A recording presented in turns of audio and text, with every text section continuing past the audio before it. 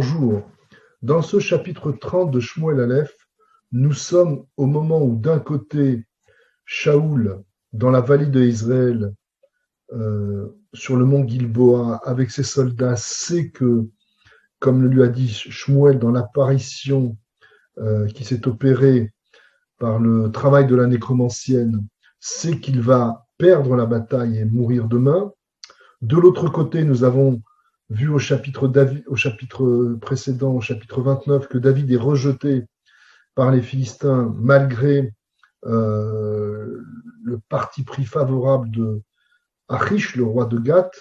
Il est rejeté par les généraux philistins qui n'ont pas confiance en lui dans le fait qu'il est capable de s'allier à eux dans la guerre qu'ils comptent mener contre Shaoul, car pour eux, David reste le vainqueur de Goliath. Dans cette situation, notre chapitre 30 nous présente une nouvelle donnée avant cette bataille entre les Philistins et les Bnei Israël, c'est celle de l'entrée en scène des Amalékim. Le peuple d'Amalek, que Shaoul n'avait justement pas détruit, eh bien, profite du fait que David est encore sur le point de lancer la bataille avec les Philistins pour envahir la ville où il était réfugié avec tous ses soldats et sa famille et son bétail, celle de Tsiklag. Cette ville de Tsiklag est dévastée par les Amalékim. Ils prennent en captivité tous les enfants, toutes les femmes, le bétail, et vont faire la fête en revenant chez eux.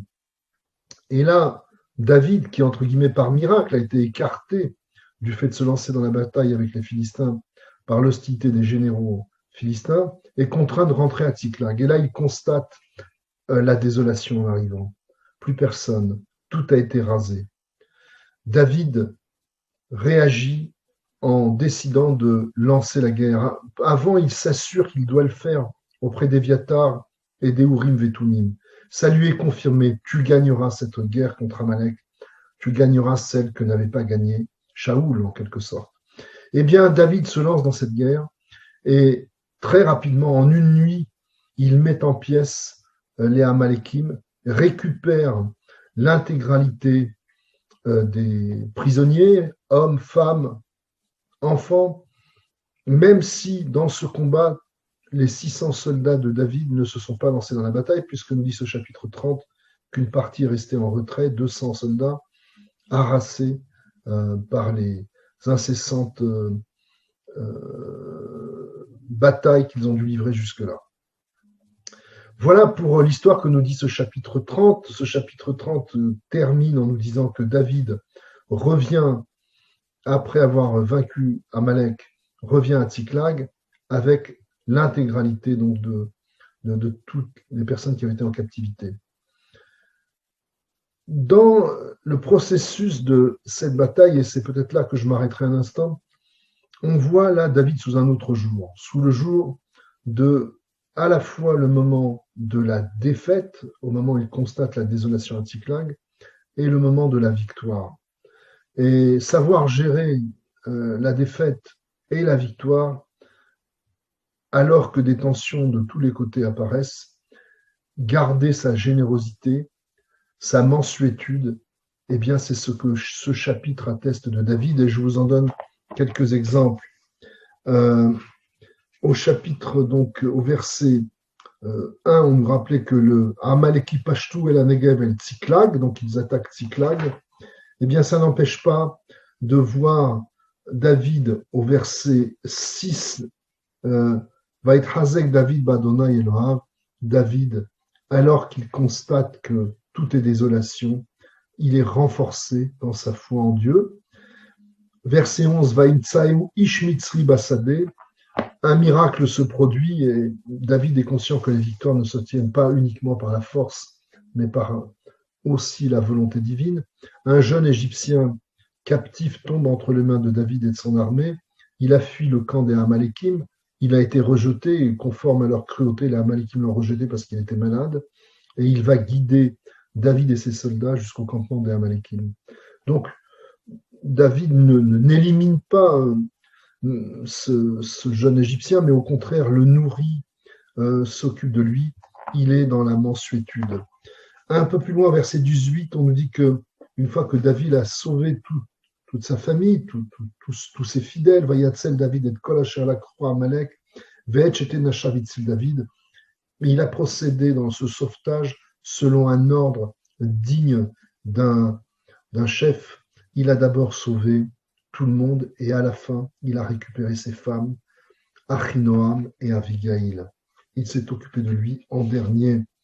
Quand il revient, David, au verset 21, quand il revient vers ceux qui n'ont pas pu participer au combat, qui sont restés au bord de la rivière Batsor, il vient les voir et il les réconforte, comme dit le verset Vaïgage, David et Ta'am, Vaïshalaem et Shalom. Il leur, pour les déculpabiliser en quelque sorte, il leur souhaite la paix. Et quand au sein même des soldats de David, certains se révoltent et ne veulent pas partager le butin avec ceux qui peuvent paraître comme des couards, qui n'ont pas osé donner parti dans la bataille, eh bien, David leur dit au verset 23, Vayomer David, Lota asuchen echai et asher natan Adonai lanu, vaishma otanu vaiten et agdud abar alenu beyadenu. Ne vous comportez pas ainsi, ça n'est pas crédible, ça n'est pas bon pour nous que dans un moment de victoire, nous sachions nous comporter, nous ne sachions nous comporter qu'en étant égoïstes, en ne gardant que pour vous la partie du butin sous prétexte que seul vous avez combattu.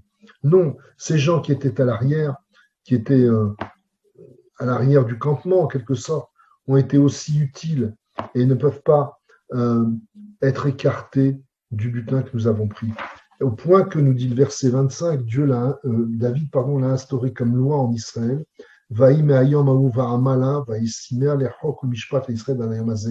Depuis ce jour, David a institué, avant même donc qu'il soit officiellement roi, que dorénavant dans les batailles, le butin, s'il y en a, soit intégralement réparti entre ceux qui ont été sur le champ de bataille et ceux qui sont un peu à l'arrière-garde, de façon à ne pas avantager une partie plutôt qu'une autre. Donc c'est une façon de dire que David est juste.